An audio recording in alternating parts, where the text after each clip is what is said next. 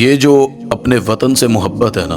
اپنی مٹی سے جو پیار ہے، یہ فطرت انسانی ہے۔ اللہ کے نبی صلی اللہ علیہ وسلم جب مکہ سے نکالا گیا ان کو، تو پہاڑ پر دور کھڑے ہو کر جو آنسو نکلے اور اس زمین کی طرف دیکھ کر، حالانکہ وہاں پہ کفر تھا، بھی مسلمان نہیں تھے، کافر حاکم تھے وہاں پر، اللہ کے نبی صلی اللہ علیہ وسلم نے وہ جو الفاظ کہے تھے کہ اے مکہ مجھے تجھ سے بڑی محبت ہے، مجھے یہ نہ نکالتے میں کبھی یہاں سے نہ جاتا۔ تو یہ انسان کی فطرت ہے۔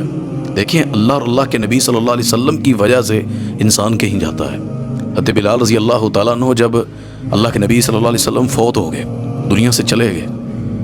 تو انہوں نے اپنے حبشہ وطن جانے کا ارادہ کیا اور وہاں چلے گئے، کیونکہ انسان کے پاس نا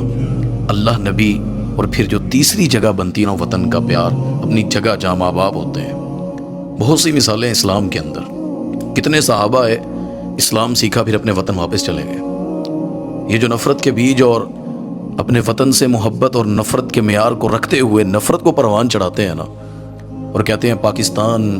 یا اس کے اندر سے ہمیں کیا حاصل ہوا ہے، جس زمین پہ رہتے ہیں نا یہ نظریے کی بنیاد پر بنی ہے، یہ پرچم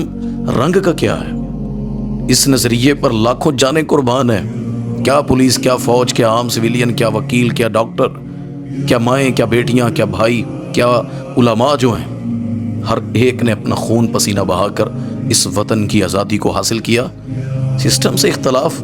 معاملات میں آپ رکھ سکتے ہیں، لیکن اپنی زمین، اپنا وطن جس کی بنیاد ہی لا الہ الا اللہ ہو،